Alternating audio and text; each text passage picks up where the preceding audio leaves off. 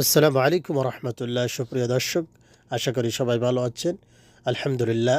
বর্তমানে এখন মহররম মাস চলে, একটি আরবি 12টি মাসের মধ্যে সম্মানিত 4টি মাসের একটি মাস।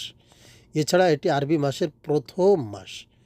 রাসূলুল্লাহ সাল্লাল্লাহু আলাইহি ওয়াসাল্লাম বলেন, রমজান মাসের পরে সবচাইতে উত্তম সিয়াম হলো মহররম মাসের সিয়াম। মহররম মাসের 10 দিনকে আশুরার দিন বলা হয়। এদিন আল্লাহ তাআলা মূসা আলাইহিমুসসালাতু ওয়াসসালাম এবং তার জাতিকে ফিরআউনের জুলুম থেকে মুক্তি দিয়েছিলেন। এ উপলক্ষে ইহুদিরাও এদিন সিয়াম পালন করে থাকতেন। নবী করিম সাল্লাল্লাহু আলাইহি ওয়াসাল্লাম মদিনায় হিজরতের পর দেখেন ইহুদিরা এ দিনে সিয়াম পালন করে। নবী করিম সাল্লাল্লাহু আলাইহি সাল্লাম বললেন, আমরা মূসার অনুসরণ করার ব্যাপারে তোমাদের চাইতে অধিক হকদার।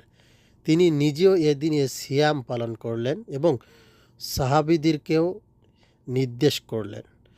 এদিনে সিয়ামের ফজিলত সম্পর্কে রাসূলুল্লাহ সাল্লাল্লাহু আলাইহি ওয়াসাল্লাম বলেন, আল্লাহর কাছে আশা করি তিনি বিগত 1 বছরের গুনাহ ক্ষমা করে দেবেন।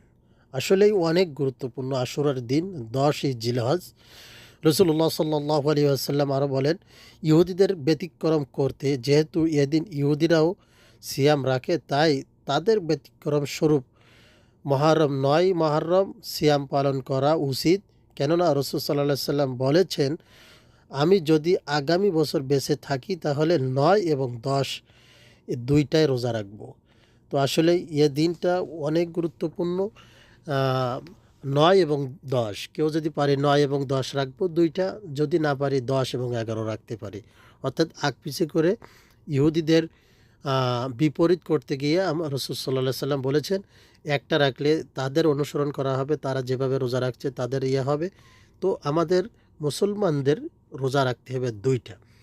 তো আসুন আলহামদুলিল্লাহ আমরা 2টা রোজা রাখবো। একটা রোজার বিনিময়ে আল্লাহ তাআলা আগামী বছর 1 বছর বিগত 1 বছরের গুনাহ আল্লাহ তাআলা মাফ করে দেয়। তো এটা অনেক গুরুত্বপূর্ণ মাস। আল্লাহ তাআলা আমাদের তৌফিক দিক। আমিন। আসসালামু আলাইকুম ওয়া রাহমাতুল্লাহ।